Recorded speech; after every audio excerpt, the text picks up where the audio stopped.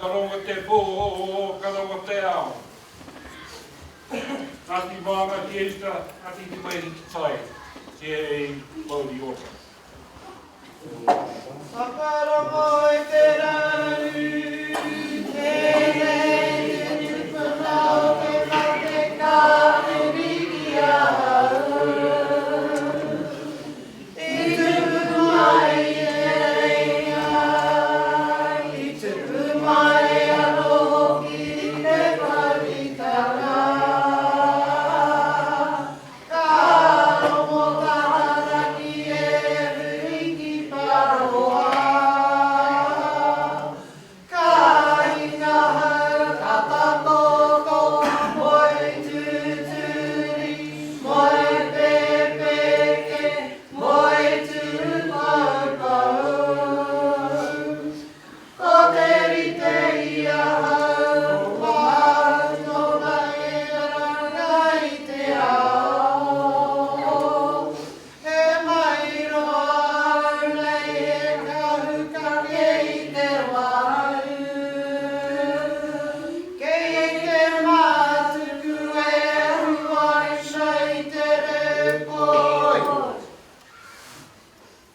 Whakarongo ake au ki te tangi o te maru o te mātungu I tuia. Tuia I runga, tuia I ramo, kōno te kōro o kako te ao. Te kōro te wānaka pū, takataka pū a whia whia. Te marama hunuku, te marama huraki. Kia takapu ki ta hau o tū, te wiri wiri tū, te whanakoro tū, ki te whakaputare, ki te whai au, te ao marama. I hei mōri ora.